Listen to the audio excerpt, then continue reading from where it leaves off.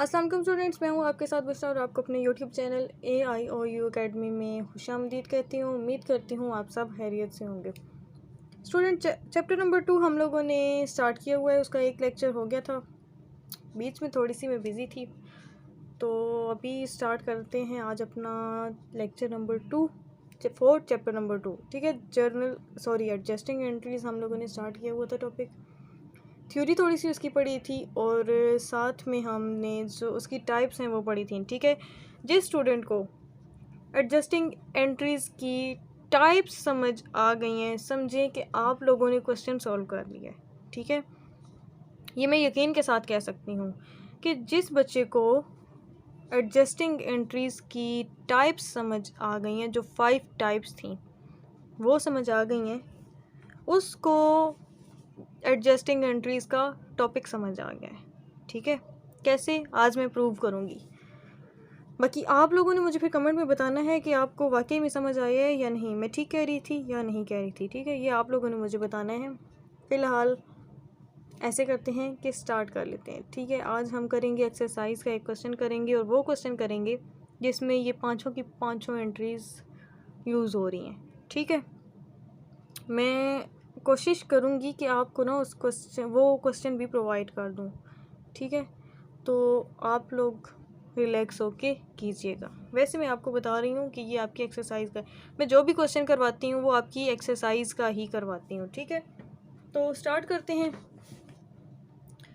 हमारा जो क्वेश्चन है। ठीक है, इसमें एक चीज़ तो ये है कि क्वेश्चन में आपको गिवन होती है, ट्रायल बैलेंस गिवन होता है। ठीक है ना, और इसको फिर आपने ट्रायल बैलेंस को यूज़ करके जो एडिशनल एंट्रीज़ होती हैं उनको एडजस्ट करना होता है। ठीक है, डिटेल इसकी मैंने पिछली वीडियो में दे दी थी, तो अभी डायरेक्ट हम क्वेश्चन स्टार्ट करेंगे। आप लोगों ने अगर वो लेक्चर्स नहीं अभी तक देखे तो उनका लिंक मैं डिस्क्रिप्शन में दे दूँगी। इसके साथ साथ ये भी बताऊँ कि चैप्टर नंबर 1 भी हम कंप्लीट कर चुके हैं। ठीक है, तो चलें स्टार्ट करते हैं। क्वेश्चन थोड़ा सा मैं रीड करती हूँ ताकि आप लोगों को भी आइडिया हो जाए। ठीक है, Zaryab company adjust and close its book on December 31। Zaryab company ने क्या किया है कि बुक्स को कब क्लोज़ किया, अपने अकाउंट्स को कब क्लोज़ किया है, दिसंबर 31 पे। It is to be assumed that the account for all previous year have been properly adjusted and closed. मान लेते हैं कि जो पिछले तमाम साल के अकाउंट्स हैं वो प्रॉपरली एडजस्ट हैं और क्लोज्ड हैं। ठीक है, given below are the numbers of the companies account balances prior to adjustment on December 31। अब जो करंट ईयर आपका चल रहा है उसकी बात हो रही है।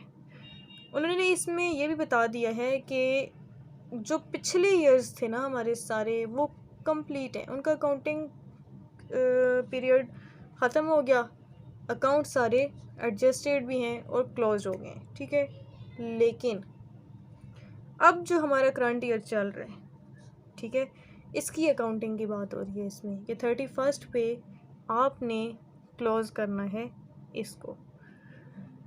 आप ये तो याद कर लें बच्चे, ये बात आप मान लें कि जो भी आपका अकाउंटिंग पीरियड है वो 31 दिसंबर को क्लोज होता है, चाहे 2021 हो, 20 हो, कोई भी साल हो, वो क्लोज कब होगा, 31 दिसंबर को होगा। एडजस्टिंग एंट्रीज का क्या काम होता है कि 31 दिसंबर तक जो आपने यूज़ किया, कुछ भी हो सकता है, रेंट है, ऑफिस इक्विपमेंट्स हैं, कुछ भी है, अच्छा, जो आपने यूज़ किया ना उसको आपने रिकॉर्ड करना है 31 दिसंबर तक। ठीक है, बाकी का बाद में देखते हैं, छोड़ देते हैं। एडजस्टिंग का मतलब ये है कि 31 दिसंबर तक जितना भी काम है, जो भी आपने पैसा लगाया है, रिसीव किया है, जो भी, वो आपने रिकॉर्ड करना है। ठीक है, लेकिन आप ये सोच रहे हैं कि मैम यही करते हैं ना हम अकाउंटिंग पीरियड में। बिल्कुल बच्चे, यही करते हैं, मैं भी तो आपसे यही कह रही हूँ, यही करते हैं। लेकिन कुछ काम ऐसे होते हैं कि जो फॉर एग्ज़ाम्पल रेंट ले लेते हैं, ठीक है, पे हम कर रहे हैं 2021 में, लेकिन एडवांस में पे कर रहे हैं और हम यूटिलाइज उसको कब करेंगे, उसका बेनिफिट हम कब लेंगे, 2022 में लेंगे, तो उसको भी हमने लिखना होता है। वो ख़र्चा तो 2021 का ही बनेगा। ठीक है। तो ये होती है इस एंट्री को एडजस्ट करना अपने अकाउंटिंग पीरियड में, अपने क्लोजिंग टाइम में उसको एडजस्ट करना ही एडजस्टिंग एंट्रीज कहलाता है। ठीक है, यहाँ पे अब हमारे पास डिटेल्स लिखी हुई हैं। जो ट्रायल बैलेंस गिवन है ना वो मैं आपको बताती हूँ क्या क्या है। प्रीपेड इंश्योरेंस लिखी हुई है, ऑफिस सप्लाइज ऑन हैंड। अभी आपके पास कितनी ऑफिस सप्लाइज जो मौजूद हैं, 31 दिसंबर की बात हो रही है। ठीक है,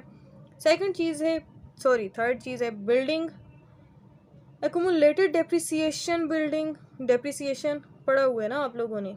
अच्छा, अनअर्न्ड रेंट रेवेन्यू, उसके बाद क्या है, सैलरीज एक्सपेंस आ जाएगा और सर्विस रेवेन्यू। ये चीज़ें आपको ट्रायल बैलेंस में गिवन है। अब एडजस्ट क्या करना है, तो हम अपनी एडजस्टमेंट स्टार्ट कर लेते हैं। ठीक है, एडजस्टिंग एंट्रीज ऑन दिसंबर 31। ठीक है, तो यहाँ पे हम अपना क्या लिखेंगे कि हमने उसको एडजस्ट करना है। तो यहाँ पे हम लिखेंगे एडजस्टिंग एंट्रीज़। आप लोग मेरे साथ साथ काम जब तक नहीं करेंगे आप लोगों को कुछ नहीं समझ आएगा। अभी भी अगर आप लोगों के पास कॉपी पेन नहीं है, आप ऐसे ही बैठे हुए हैं सिर्फ मुझे सुन रहे हैं, तो फिर मेरे ख्याल से आपको ना बंद कर देना चाहिए। ठीक है, सुनने से कुछ नहीं होगा बच्चे, हाथ चलाने पड़ेंगे। पेपर में क्या करोगे आप लोग, पेपर में लिखना तो है ना, कैसे लिखोगे। ठीक है, तो आप क्या करो कि जल्दी से भाग के जाओ, कॉपी पेन ले आओ और स्टार्ट कर दो। ठीक है, चल मैं तो स्टार्ट करूं, आप लोग भी फिर जल्दी से पहुंचो। ठीक है, क्या लिखेंगे, एडजस्टिंग एंट्रीज ऑन दिसंबर 31। ठीक हो गया, ठीक है टीचर, सही होगा। लिखेंगे कैसे इसको, कुछ भी नहीं करना बच्चे। आपको याद नहीं है आप एंट्रीज कैसे बनाते हैं, मैम पता है हमें तो फिर पता है, तो जल्दी से बनाएं।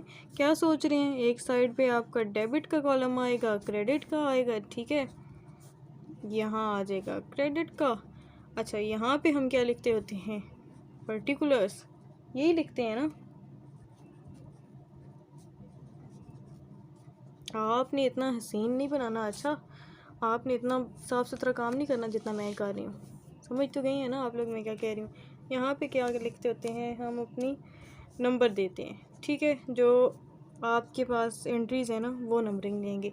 अभी स्टार्ट कर लेते हैं ना पहली एंट्री को कि इसमें क्या कह रहे हैं। ठीक है, the prepaid insurance account balance represent the remaining cost of 4-year insurance policy dated 30 June having a total premium of 12,600।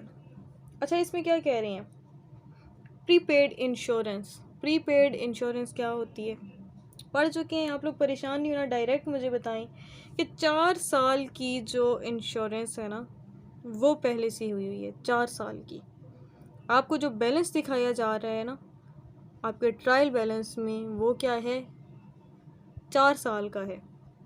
अभी हमने क्या करना है, एंड करना है। 1 साल ख़त्म हो गया। ठीक है, अब उस सिर्फ 1 साल का जो दिसंबर 31 पे हमने जो साल ख़त्म हो गया, जिसका इंश्योरेंस टाइम गुजर गया ना 1 साल का, 4 साल की इंश्योरेंस पॉलिसी थी, उसमें से एक गुजर गया, तो हमने क्या करना है, सिर्फ वो अमाउंट निकालनी है जो कि 1 ईयर की हमने पे की है। ठीक है, इसको नोट कैसे करेंगे बच्चे, कैसे नोट करेंगे, सिंपल हम लिखेंगे इंश्योरेंस एक्सपेंस।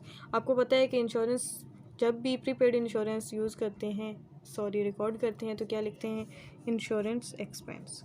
तो लिखते हैं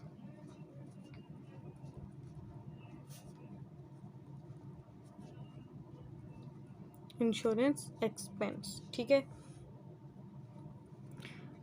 कितना, जो 4 years का हमें बताया गया है दैट इज़ 12,600। मैं यहाँ पे एक पेज यूज़ करूँगी जिस पे हम निकालेंगे।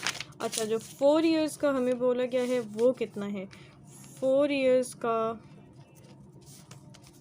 इंश्योरेंस कितना हुआ, ये बनेगा जी 12,600 रुपीज़। बट हम कौन सा हमने निकालना है, 1 year का।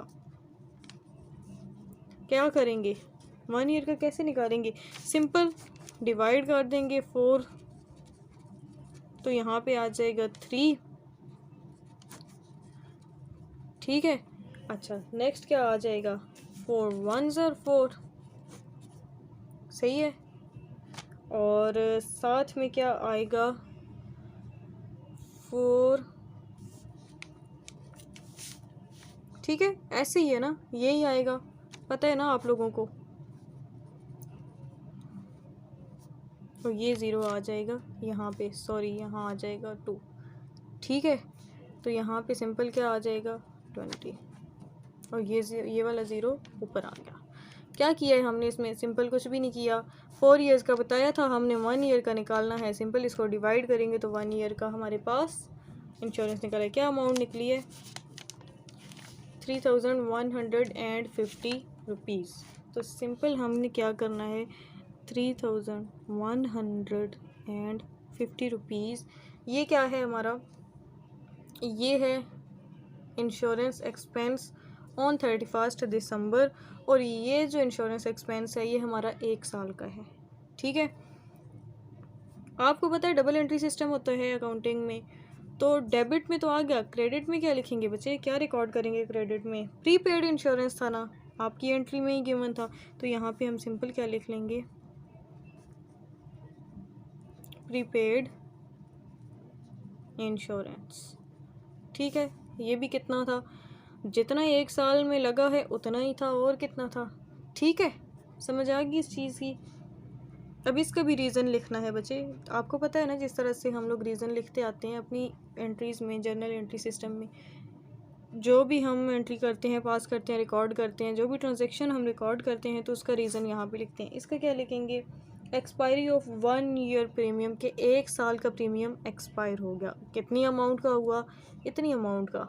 ठीक है, 4 ईयर्स था ना, तो 1 साल का एक्सपायर हो गया, तो ये हम लिख देंगे यहाँ पे। ठीक है, लिख लें एक्सपायरी ऑफ 1 ईयर प्रीमियम, यहाँ पे आप लिख दें एक्सपायरी ऑफ 1 ईयर प्रीमियम। ठीक है,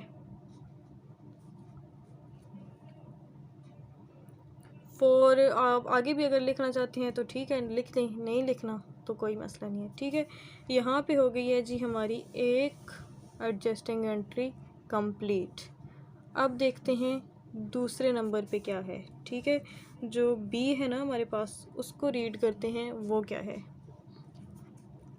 लिखा हुआ है the physical inventory of the office supply stock room indicates that the supplies on hand had a cost of 2025 rupees. ठीक है, कि अभी ऑन दिसंबर 31 पे आपके पास जो सप्लाईज पड़ी हैं वो कितनी है।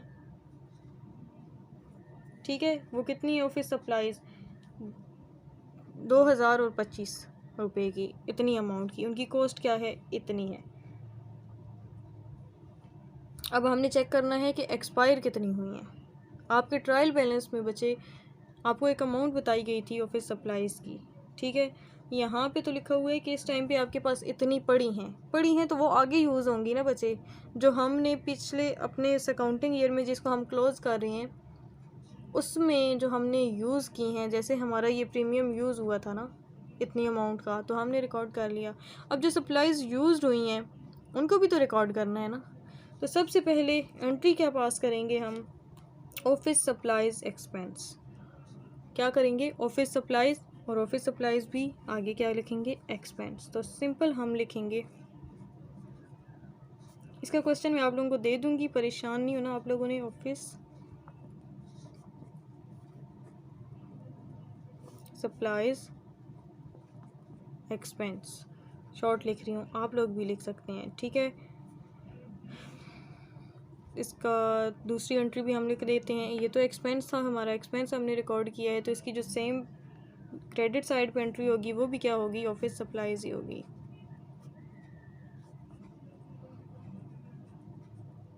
ये तो खैर आप लोगों को अब फिंगर टिप्स पे आ गया होगा।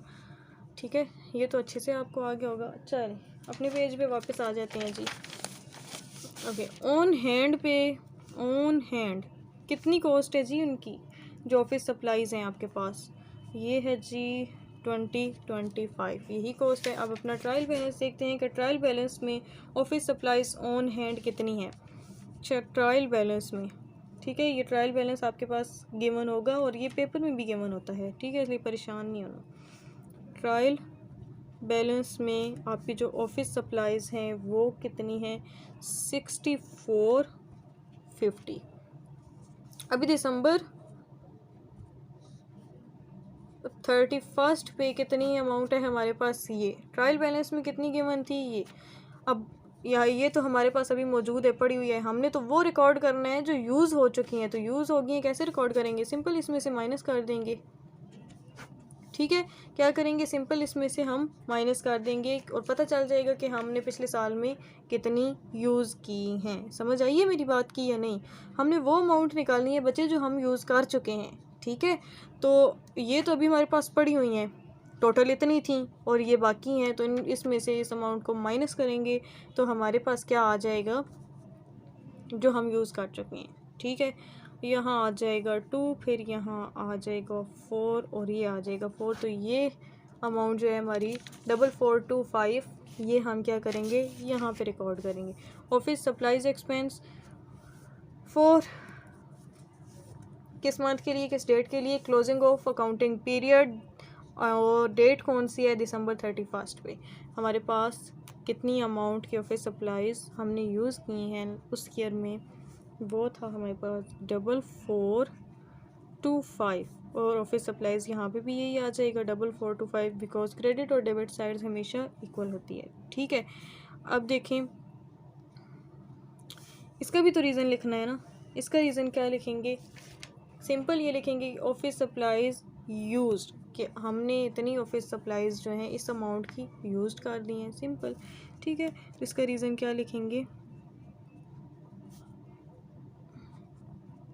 ऑफिस सप्लाईज यूज्ड कितनी अमाउंट की, RS4425, ठीक है।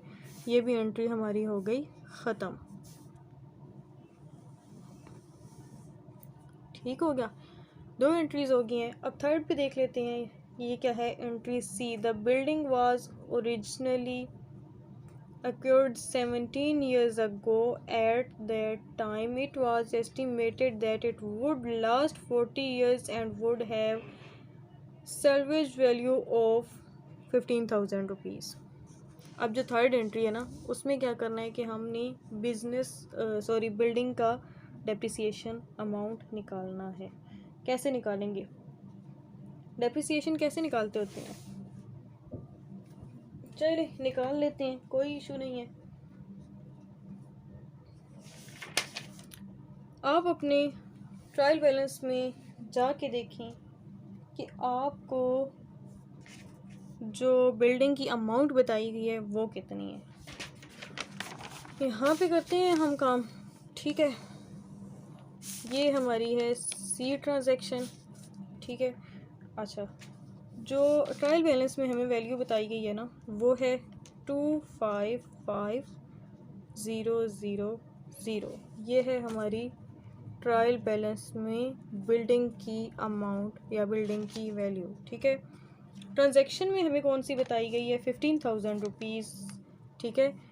लिखा हुआ है सैल्वेज वैल्यू 15,000 रुपीज़, 15,000 रुपीज़, ये क्या है, हमारी ट्रांजैक्शन की वैल्यू। अब हमने क्या निकालना है, डेप्रिसिएशन। एक्चुअली जो हमने अमाउंट निकालनी है ना, उसको कहा जाता है डेप्रिसिएशन ऑफ द बिल्डिंग। समझ आई मेरी बात की, डेप्रिसिएशन आपने फाइंड करना है। तो डेप्रिसिएशन कैसे फाइंड करेंगे, डेप्रिसिएशन का एक फार्मूला होता है बच्चे, उसको फाइंड करने का, कि जो आपके पास ट्रायल बैलेंस में वैल्यू गिवन होती है ना, ये वाली, उसमें से आपने ट्रांजैक्शन की वैल्यू को माइनस करना होता है बिल्डिंग में से। समझ आइए मेरी बात की या नहीं, कि जो आपकी ये वाली वैल्यू है उसमें से इस वैल्यू को माइनस करो और आप देखो कि आपको क्या बताया जा रहा है कि कितनी एस्टिमेटेड जो लाइफ है बिल्डिंग की वो क्या है, 40 ईयर्स। तो 40 ईयर्स से क्या करेंगे, सिंपल डिवाइड कर देंगे। मैं क्या कह रही हूँ, नहीं समझ आई आपको? कोई बात नहीं, परेशान नहीं होना। हम क्या करेंगे, इस अमाउंट में से इसको माइनस करेंगे। 255,000 माइनस 15,000 रुपीज़, ठीक है।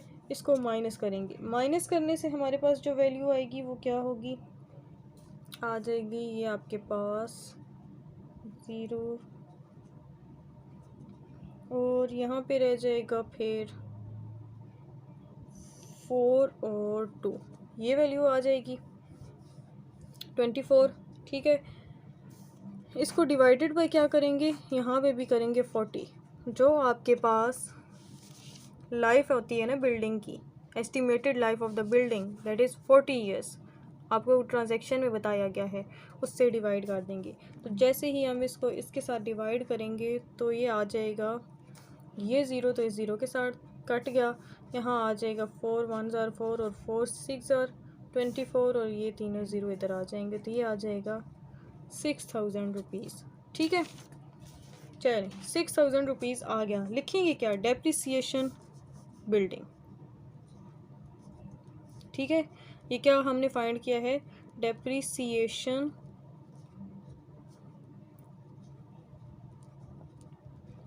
बिल्डिंग, कितना, 6,000 रुपीज़, ठीक है।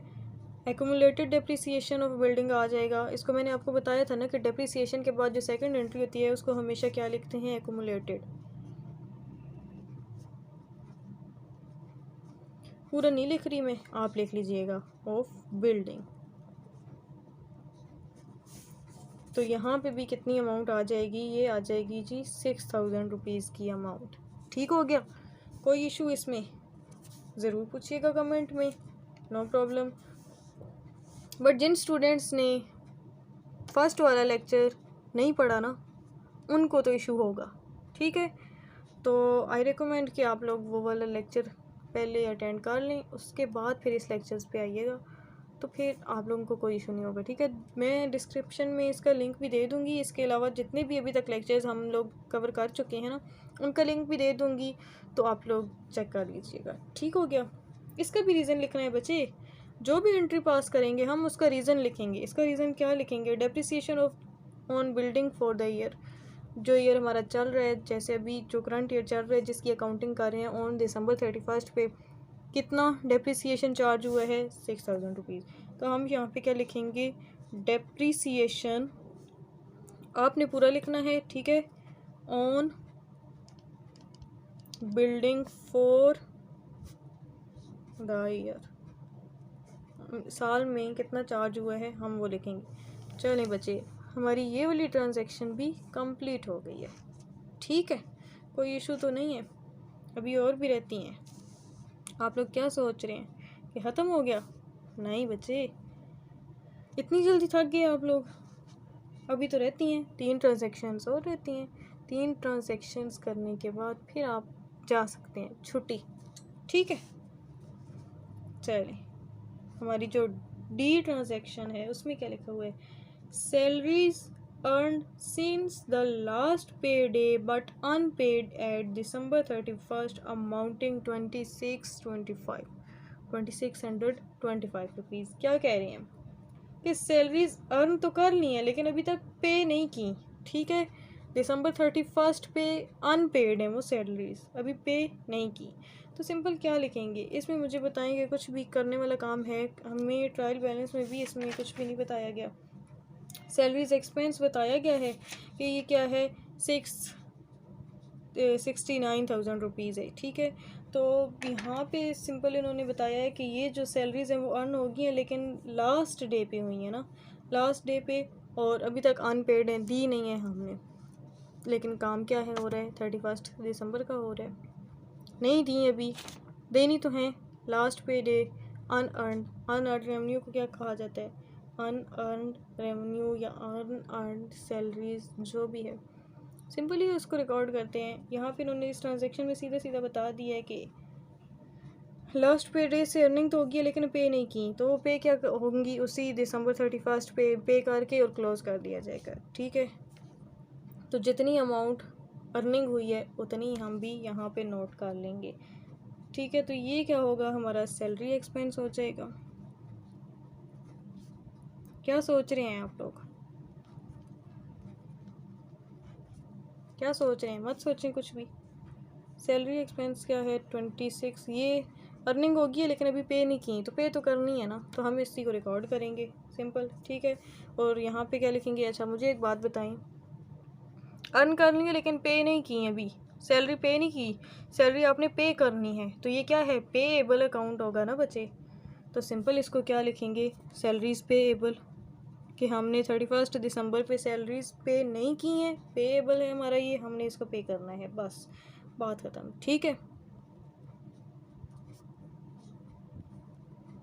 पेएबल, ये क्या हो जाएगा? कितनी पे करनी है? जितनी अर्न की है उतनी ही पे करनी है, ठीक है। अच्छा, salary expense recognised as due, ये भी लिख सकते हैं, ठीक है, या लिख सकते हैं सैलरीज एक्सपेंस पेएबल, कोई भी रीज़न आप इसमें इसका दे सकते हैं, ठीक है। एक्सपेंस रिकॉग्नाइज्ड एज ड्यू, ये लिख लें, कोई मसला नहीं है।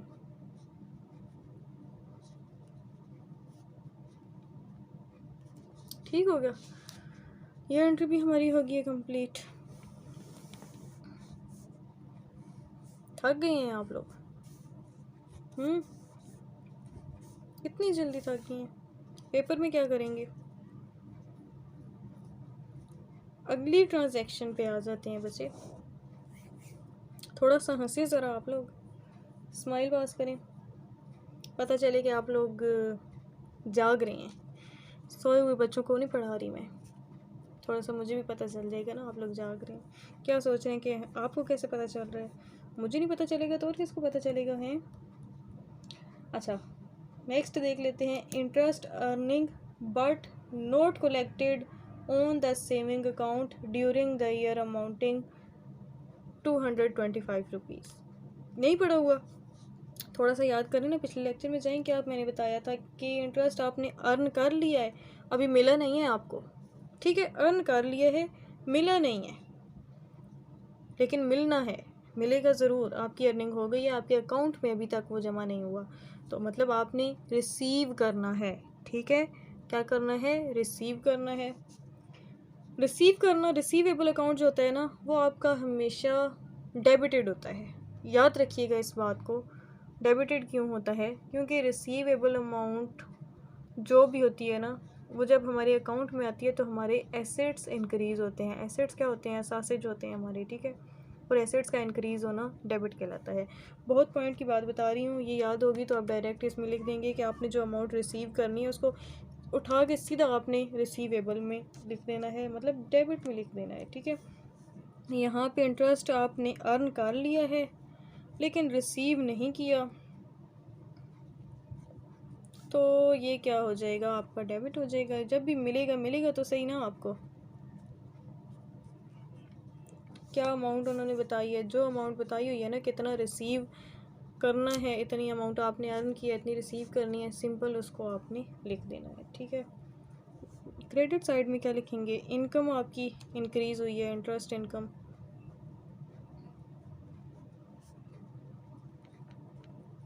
इसका इंक्रीज़ होना, आपका रेवेन्यू का इंक्रीज़ होना क्या कहलाता है? क्रेडिट कहलाता है बच्चे, पता है ना आपको, क्रेडिट कहलाता है। तो हमने सिंपल क्या लिख दिया? क्रेडिट लिख दिया। यहाँ पे क्या लिखेंगे? रीज़न आपको मैंने बताया था कि जो अमाउंट हमने अर्न कर लिया है बट अभी रिसीव नहीं हुई, तो उसमें क्या लिखेंगे कि इंटरेस्ट, यहाँ पे इंटरेस्ट की बात हो रही है ना, तो ये लिख रहे हैं कि interest earned but not received, earn कर लिया, रिसीव नहीं हुआ अभी तक, ठीक है। अर्नड बट नॉट रिसीव्ड, बस बात ख़त्म। एक लास्ट एंट्री रह गई है, फिर आप लोगों को इजाज़त है, आप लोग जा सकते हैं, ठीक है। तब तक बैठे रहें चुप करके। लास्ट वाली क्या है? लास्ट भी कोई नहीं बच्चे, इतनी मुश्किल नहीं है, आसान सी है ये भी। थोड़ी देर और बैठे, मुझे पता है आप लोग ज़बरदस्ती बैठे हुए हैं, है ना बच्चे, पेपर देने हैं, आप लोग माइंड में रखा करें। लास्ट में क्या है? The unearned rent revenue account through the prepayment of rent by a tenant in the building और फॉर 12 मंथ्स बिगिनिंग अक्टूबर 1 अक्टूबर से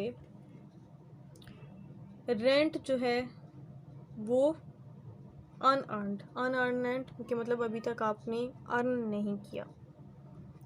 ट्रांजेक्शन्स को गौर से देखा करें, लिखा हुआ है कि अनअर्नड, कि अभी तक अर्न नहीं हुआ, अर्निंग नहीं हुई आपकी रेंट की, ठीक है ना।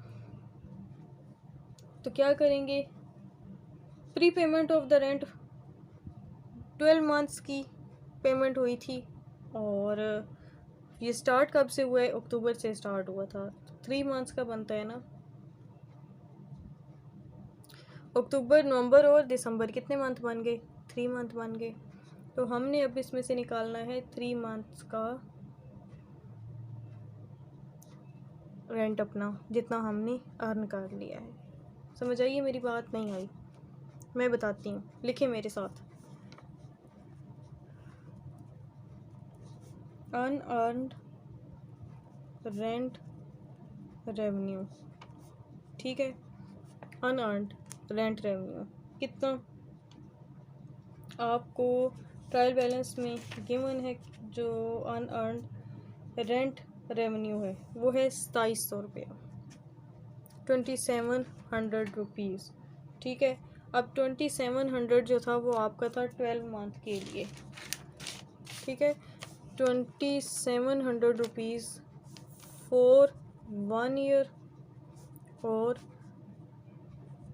12 मंथ्स, ठीक है। एक ही बात है, शुरू कब से हुआ था, ये अक्टूबर से, अक्टूबर 1 अक्टूबर से स्टार्ट हुआ था। अब देखें 1 अक्टूबर, नवंबर और दिसंबर 3 मंथ। हम कब इसको क्लोज कर रहे हैं, 31 दिसंबर को क्लोज कर रहे हैं। 3 मंथ्स का हमने निकालना है जो अर्न कर लिया है, ठीक है, रेंट अर्न। ये अनअर्न रेंट था 12 मंथ्स का, बट अभी हम क्लोजिंग कर रहे हैं ना दिसंबर 31 पे, तो 3 महीने का तो अर्निंग हो गई है ना, हमने अर्निंग कर लिया है। तो वो जो 3 महीने की अर्निंग की है ना वो हम निकाल लेंगे, ठीक है। 3 महीने की अर्निंग कितनी बन जाएगी, ये आपकी बनेगी 675। 3 मंथ का आपने निकालना है, 12 से आप इसको करें, डिवाइड करें, 1 मंथ का आ जाएगा, ठीक है। इसको 12 से आप डिवाइड करेंगे ना तो आपके पास आ जाएगा 1 मंथ का। उसको आप 3 से मल्टीप्लाई करेंगे तो आपके पास 3 मंथ्स का रेवेन्यू आ जाएगा, ठीक है। तो जल्दी से इसको कैलकुलेट कर लेते हैं और फिर कैसे करना है। ये आ जाएगा मल्टीप्लाई 3 डिवाइडेड बाय 12। इसको जल्दी से कैलकुलेट करें और ये आ जाएगा आपके पास 576, ठीक है। ये आ गया 3 मंथ्स का आपका रेंट अर्नड, 3 मंथ्स का रेंट आपने अर्न कर लिया। क्या थी अमाउंट, 675। तो यहाँ पे क्या लिखेंगे, 675 जो हमने रेंट अर्न किया था, ठीक है। रेंट रेवेन्यू आ जाएगा 675। इसका रीज़न क्या लिखेंगे, यही लिखेंगे कि रेंट अर्नड फॉर 3 मंथ्स, ठीक हो गया। और ये भी आपकी एंट्री होगी क्लोज। ये था आपका एडजस्टिंग एंट्रीज़ का टॉपिक। इस तरह से आपने अपनी एंट्रीज़ को एडजस्ट करना होता है। होप सो आपको समझ आ गया होगा। अगर कुछ ना समझ आए तो आप लोगों ने मुझे कमेंट में बताना है, ठीक है। पूरी कोशिश करूँगी आप लोगों को समझाऊँ। इसके बाद नेक्स्ट अभी बताएं हम क्या करेंगे। चैप्टर नंबर 2 तो स्टार्ट किया हुआ है ना ऑलरेडी, इसमें जो करने वाला चीज़ थी वो अभी की है। उसके बाद इनकम स्टेटमेंट और ये 2-3 चीज़ें बताऊँगी। मेरी कोशिश ये है कि ना कि आपके पेपर में जो टॉपिक्स आते हैं ज़्यादा हम उस पर कॉन्सेंट्रेट करें, ठीक है।